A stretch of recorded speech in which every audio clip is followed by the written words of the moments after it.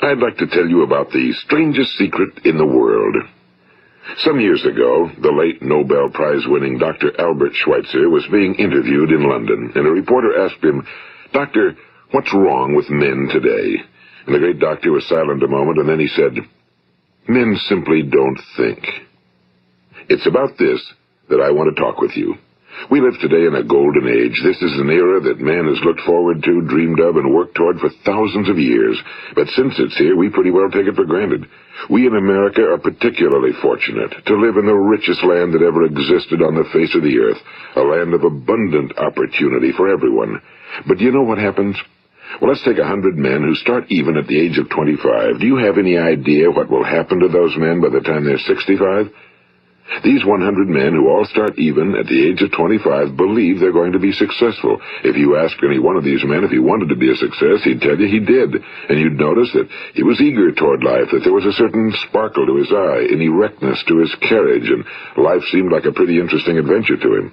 But by the time they're 65, 1 will be rich. 4 will be financially independent. 5 will still be working. 54 will be broke. Now think a moment. Out of the 100, only 5 make the grade. Now why do so many fail? What has happened to the sparkle that was there when they were 25? What's become of the dreams, the hopes, the plans? And why is there such a large disparity between what these men intended to do and what they actually accomplished?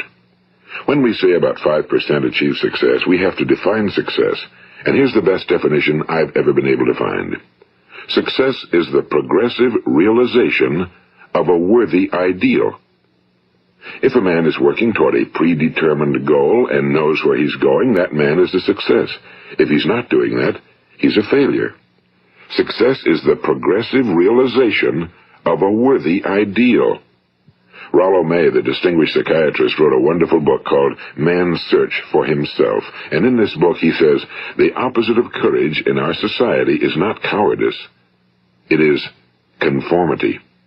And there you have the trouble today. It's conformity, people acting like everyone else without knowing why, without knowing where they're going. Now think of it. In America right now, there are over 18 million people 65 years of age and older. And most of them are broke. They're dependent on someone else for life's necessities. Now, we learn to read by the time we're 7. We learn to make a living by the time we're 25. Usually by that time, we're not only making a living, we're supporting a family. And yet, by the time we're 65, we haven't learned how to become financially independent in the richest land that has ever been known. Why? We conform. And the trouble is that we're acting like the wrong percentage group, the 95 who don't succeed. Now, why do these people conform?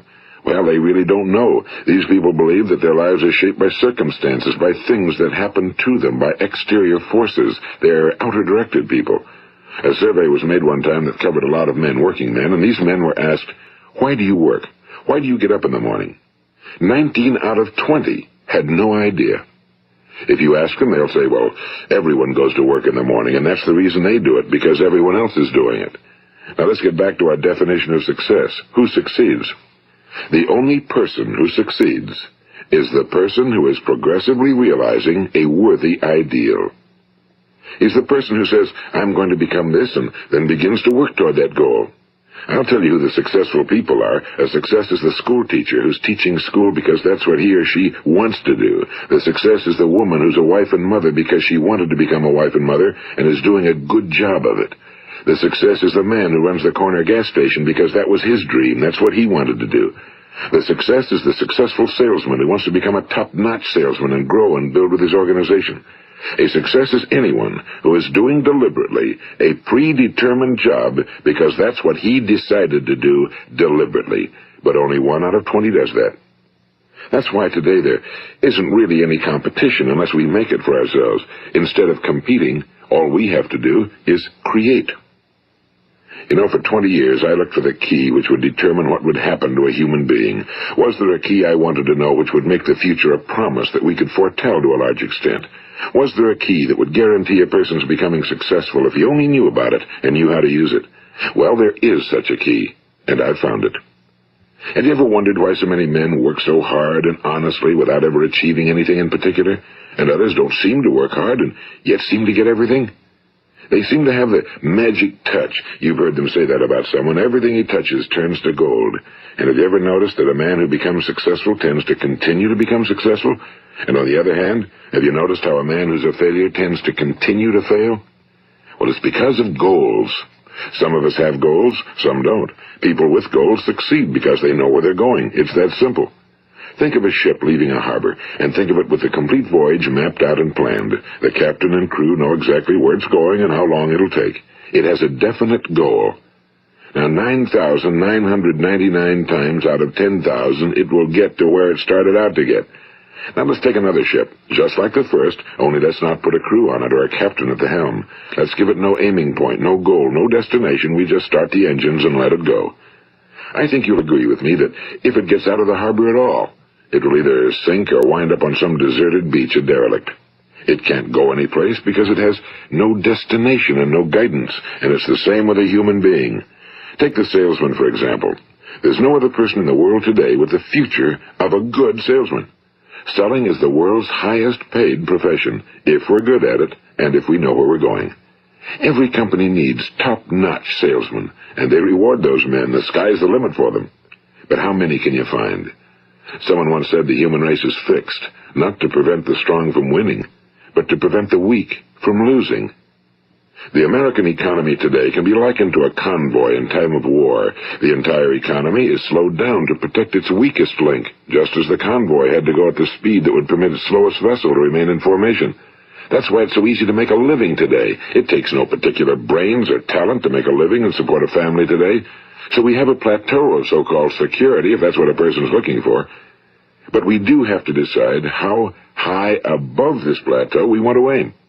Now let's get back to the strangest secret in the world, the story that I wanted to tell you today. Why do men with goals succeed in life and men without them fail?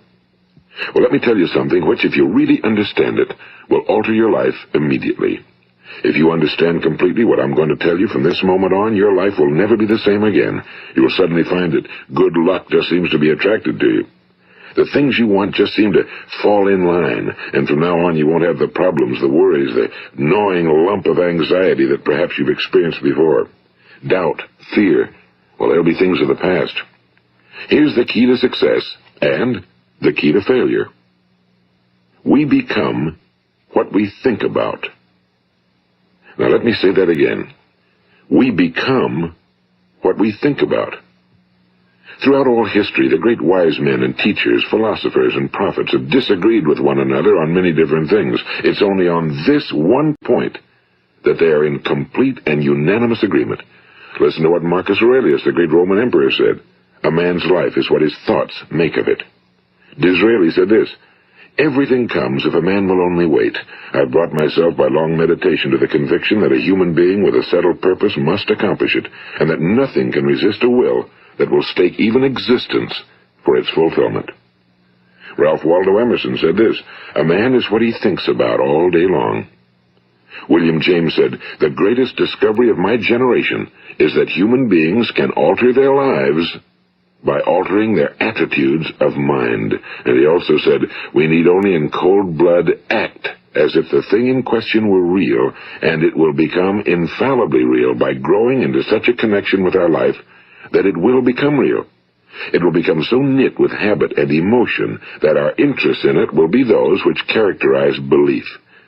And he also said, if you only care enough for a result, you will almost certainly attain it. If you wish to be rich, you will be rich. If you wish to be learned, you will be learned. If you wish to be good, you will be good. Only you must then really wish these things, and wish them exclusively, and not wish at the same time 100 other incompatible things just as strongly. In the Bible, you read in Mark 9:23, if thou canst believe, all things are possible to him that believeth. My old friend Dr. Norman Vincent Peale put it this way, this is one of the greatest laws in the universe. Fervently do I wish I had discovered it as a very young man. It dawned upon me much later in life, and I found it to be one of the greatest, if not my greatest discovery outside of my relationship to God. The great law, briefly and simply stated, is that if you think in negative terms, you will get negative results. If you think in positive terms, you will achieve positive results. That is the simple fact, he went on to say, which is at the basis of an astonishing law of prosperity and success. In 3 words, believe and succeed. William Shakespeare put it this way: our doubts are traitors and make us lose the good we oft might win by fearing to attempt. George Bernard Shaw said, people are always blaming their circumstances for what they are. I don't believe in circumstances. The people who get on in this world are the people who get up and look for the circumstances they want, and if they can't find them, make them. Well, it's pretty apparent, isn't it? And every person who discovered this for a while believed that he was the first one to work it out. We become what we think about. Now, it stands to reason that a person who's thinking about a concrete and worthwhile goal is going to reach it, because that's what he's thinking about, and we become what we think about. Conversely, the man who has no goal, who doesn't know where he's going, and whose thoughts must therefore be thoughts of confusion and anxiety and fear and worry, becomes what he thinks about. His life becomes one of frustration and fear and anxiety and worry. And if he thinks about nothing, he becomes nothing. Now, how does it work? Why do we become what we think about? Well, I'll tell you how it works as far as we know. Now, to do this, I want to tell you about a situation that parallels the human mind. Suppose a farmer has some land, and it's good fertile land. Now, the land gives the farmer a choice. He may plant in that land whatever he chooses. The land doesn't care. It's up to the farmer to make the decision. Now, remember, we're comparing the human mind with the land because the mind, like the land, doesn't care what you plant in it. It will return what you plant, but it doesn't care what you plant. Now let's say that the farmer has 2 seeds in his hand. One is a seed of corn, the other is nightshade, a deadly poison. He digs 2 little holes in the earth and he plants both seeds, one corn, the other nightshade. He covers up the holes, waters, and takes care of the land, and what will happen? Invariably the land will return what's planted. As it's written in the Bible, as ye sow, so shall ye reap. Now remember, the land doesn't care. It'll return poison in just as wonderful abundance as it will corn. So up come the 2 plants, one corn, one poison. Now, the human mind is far more fertile, far more incredible and mysterious than the land, but it works the same way. It doesn't care what we plant. Success, failure. A concrete, worthwhile goal, or confusion. Misunderstanding, fear, anxiety, and so on. But what we plant, it must return to us. You see, the human mind is the last great unexplored continent on Earth. It contains riches beyond our wildest dreams. It will return anything we want to plant. Now, you might say, well, if that's true, why don't people use their minds more? Well, I think they figured out an answer to that one, too. Our mind comes as standard equipment at birth. It's free, and things that are given to us for nothing we place little value on. Things that we pay money for, we value. The paradox is that exactly the reverse is true. Everything that's really worthwhile in life came to us free. Our minds, our souls, our bodies, our hopes, our dreams, our ambitions, our intelligence, our love of family and children and friends and country, all these priceless possessions are free. But the things that cost us money are actually very cheap and can be replaced at any time. A good man can be completely wiped out and make another fortune. He can do that several times. Even if our home burns down, we can rebuild it. But the things we got for nothing, we can never replace. The human mind isn't used because we take it for granted. Familiarity breeds contempt. It can do any kind of job we assign to it, but generally speaking, we use it for little jobs instead of big, important ones. Universities have proved that most of us are operating on about 10% or less of our abilities. So decide now, what is it you want? Plant your goal in your mind. It's the most important decision you'll ever make in your entire life. What is it you want? Do you want to be an outstanding salesman? A better worker at your particular job? Do you want to go places in your company? In your community? Do you want to get rich? All you've got to do is plant that seed in your mind, care for it, work steadily toward your goal, and it will become a reality. It not only will, there's no way that it cannot. You see, that's a law, like the laws of Sir Isaac Newton, the laws of gravity. If you get on top of a building and jump off, you'll always go down. You'll never go up, and it's the same with all the other laws of nature. They always work. They're inflexible. Think about your goal in a relaxed, positive way. Picture yourself in your mind's eye as having already achieved this goal. See yourself doing the things you will be doing when you've reached your goal. Ours has been called the phenobarbital age, the age of ulcers and nervous breakdowns and tranquilizers. At a time when medical research has raised us to a new plateau of good health and longevity, far too many of us worry ourselves into an early grave trying to cope with things in our own little personal ways without learning a few great laws that will take care of everything for us. These things we bring on ourselves through our habitual way of thinking. Every one of us is the sum total of his own thoughts. He is where he is because that's exactly where he really wants to be, whether he'll admit that or not. Each of us must live off the fruit of his thoughts in the future, because what you think today and tomorrow, next month and next year, will mold your life and determine your future. You're guided by your mind. I remember one time I was driving through eastern Arizona, and I saw one of those giant earth-moving machines roaring along the road at about 35 miles an hour with what looked like 30 tons of dirt in it. A tremendous, incredible machine, and there was a little man perched way up on top with the wheel in his hands guiding it. And as I drove along, I was struck by the similarity of that machine to the human mind. Just suppose you're sitting at the controls of such a vast source of energy. Are you going to sit back and fold your arms and let it run itself into a ditch? Or are you going to keep both hands firmly on the wheel and control and direct this power to a specific, worthwhile purpose? It's up to you. You're in the driver's seat. You see, the very law that gives us success is a two-edged sword. We must control our thinking. The same rule that can lead a man to a life of success, wealth, happiness, and all the things he ever dreamed of for himself and his family. That very same law can lead him into the gutter. It's all in how he uses it, for good or for bad. This is the strangest secret in the world. Now, why do I say it's strange, and why do I call it a secret? Actually, it isn't a secret at all. It was first promulgated by some of the earliest wise men, and it appears again and again throughout the Bible, but very few people have learned it, understand it. That's why it's strange, and why for some equally strange reason it virtually remains a secret. I believe that you could go out and walk down the main street of your town and ask one man after another what the secret of success is, and you probably wouldn't run into one man in a month who could tell you. Now, this information is enormously valuable to us if we really understand it and apply it. It's valuable to us not only for our own lives, but the lives of those around us, our families, employees, associates, and friends. Life should be an exciting adventure. It should never be a bore. A man should live fully, be alive. He should be glad to get out of bed in the morning. He should be doing a job he likes to do because he does it well. One time I heard Grove Patterson, the great late editor-in-chief of the Toledo Daily Blade, make a speech, and as he concluded his speech, he said something I've never forgotten. He said, "My years in the newspaper business have convinced me of several things. Among them, that people are basically good, and that we came from someplace, and we're going someplace. So we should make our time here an exciting adventure. The architect of the universe didn't build a stairway leading nowhere." And the greatest teacher of all, the carpenter from the plains of Galilee, gave us the secret time and time again. As ye believe, so shall it be done unto you. I've explained the strangest secret in the world and how it works. Now, on this side, I want to explain how you can prove to yourself the enormous returns possible in your own life by putting this secret to a practical test. I want you to make a test that will last 30 days.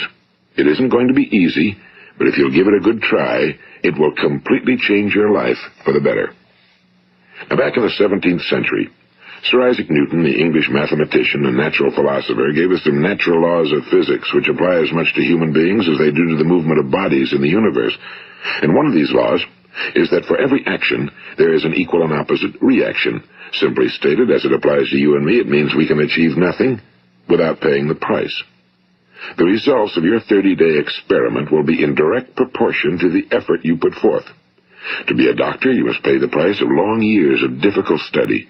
To be successful in selling, and remember that each of us succeeds to the extent of his ability to sell. Selling our families on our ideas, selling education in schools, selling our children on the advantages of living the good and honest life, selling our associates and employees on the importance of being exceptional people. To, of course, the profession of selling itself. But to be successful in selling our way to the good life, we must be willing to pay the price. Now, what is that price? Well, it's many things. First, it's understanding emotionally, as well as intellectually, that we literally become what we think about, that we must control our thoughts if we're to control our lives. It's understanding fully that as ye sow, so shall ye reap. Second, it's cutting away all fetters from the mind and permitting it to soar as it was divinely designed to do. It's the realization that your limitations are self-imposed and that the opportunities for you today are enormous beyond belief. It's rising above narrow-minded pettiness and prejudice.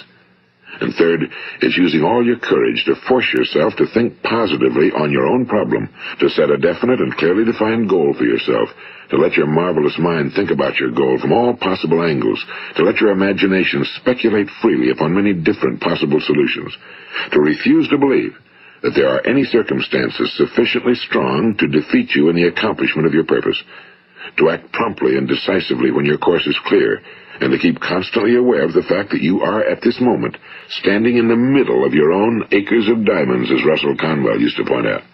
And fourth, save at least 10% of every dollar you earn. It's also remembering that no matter what your present job, it has enormous possibilities, if you're willing to pay the price. Now let's just go over the important points in the price each of us must pay to achieve the wonderful life that can be ours. It is, of course, worth any price. 1. You will become what you think about. 2. Remember the word imagination and let your mind begin to soar. 3. Courage. Concentrate on your goal every day. 4. Save 10% of what you earn. And 5. Action. Ideas are worthless unless we act on them. Now, I'll try to outline the 30-day test I want you to make. Keep in mind that you have nothing to lose by making this test and everything you could possibly want to gain. There are 2 things that may be said of everyone. Each of us wants something, and each of us is afraid of something. I want you to write on a card what it is you want more than anything else. It may be more money. Perhaps you'd like to double your income or make a specific amount of money. It may be a beautiful home. It may be success at your job. It may be a particular position in life. It could be a more harmonious family. Each of us wants something. Now write down on your card specifically what it is you want.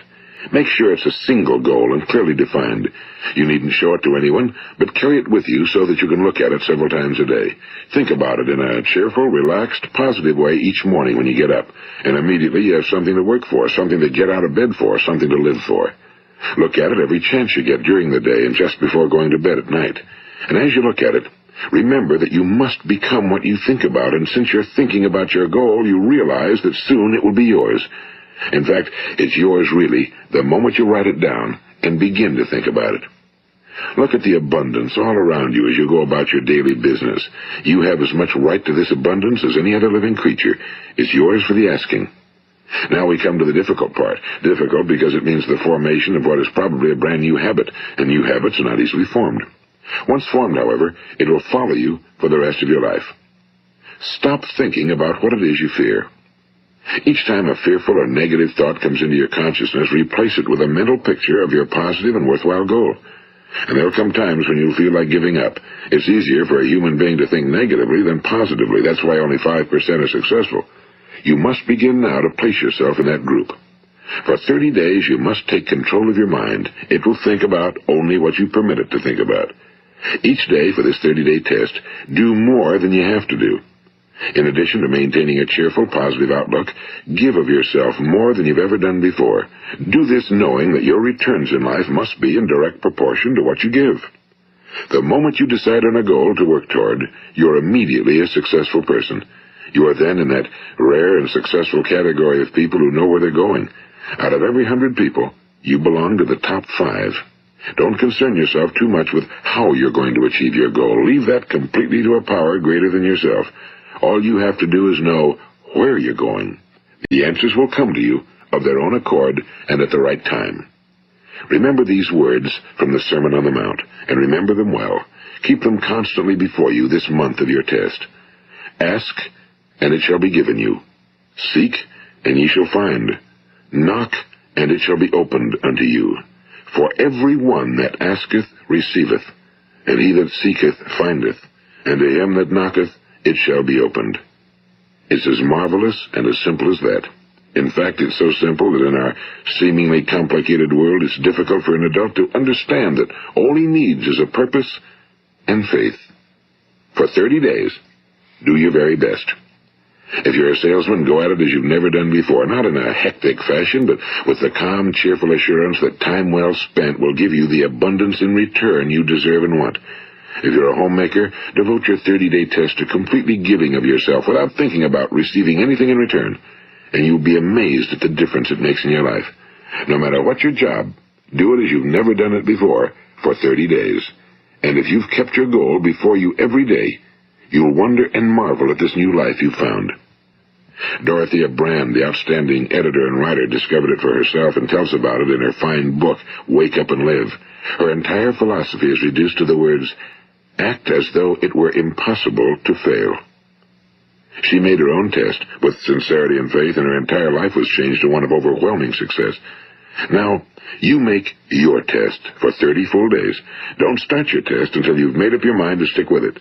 You see, by being persistent, you're demonstrating faith. Persistence is simply another word for faith. If you didn't have faith, you'd never persist. If you should fail during your first 30 days, by that I mean suddenly find yourself overwhelmed by negative thoughts, you've got to start over again from that point and go 30 more days. Gradually, your new habit will form until you find yourself one of that wonderful minority to whom virtually nothing is impossible. And don't forget the card. It's vitally important as you begin this new way of living. On one side of the card, write your goal, whatever it may be. On the other side, write the words we've quoted from the Sermon on the Mount. Ask, and it shall be given you. Seek, and ye shall find.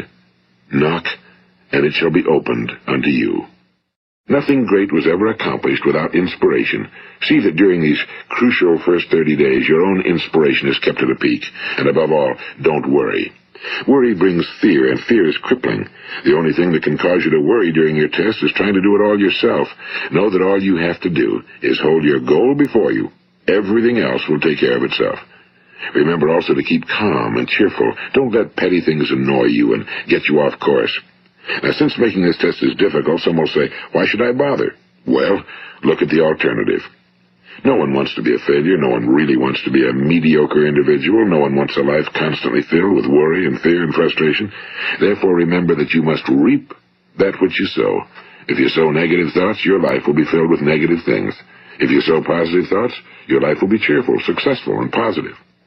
Now, gradually, you will have a tendency to forget what you've heard on this recording. Play it often. Keep reminding yourself of what you must do to form this new habit. Gather your whole family around at regular intervals and listen to what's been said here. You know, most men will tell you that they want to make money without understanding the law. The only people who make money work in a mint. The rest of us must earn money. This is what causes those who keep looking for something for nothing or a free ride to fail in life. The only way to earn money is by providing people with services or products which are needed and useful. We exchange our time and our product or service for the other man's money. Therefore, the law is that our financial return will be in direct proportion to our service. Now, success is not the result of making money.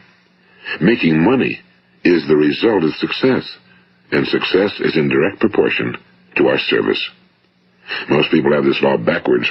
They believe that you're successful if you earn a lot of money. The truth is that you can only earn money after you're successful. It's like the story of the man who sat in front of the stove and said to it, "Give me heat, and then I'll add the wood." How many men and women do you know, or do you suppose there are today, who take the same attitude toward life? There are millions. We've got to put the fuel in before we can expect heat. Likewise, we've got to be of service first before we can expect money. Don't concern yourself with the money. Be of service.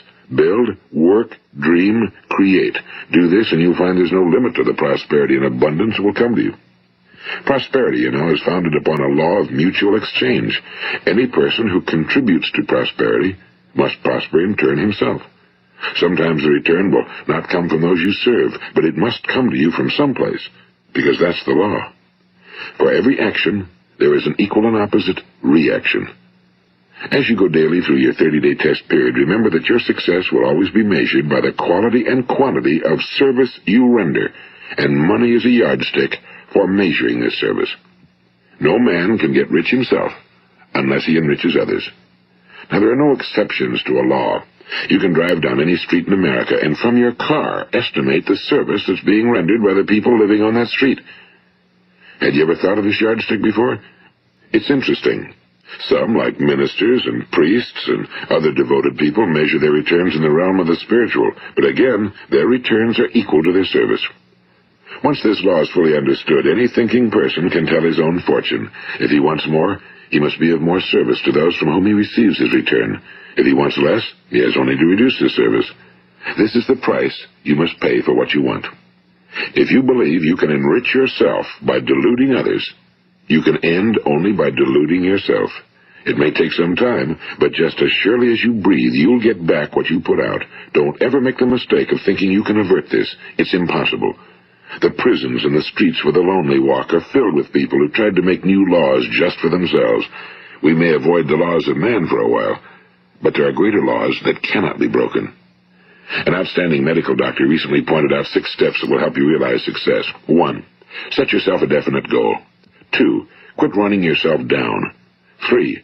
Stop thinking of all the reasons why you cannot be successful and instead think of all the reasons why you can. 4.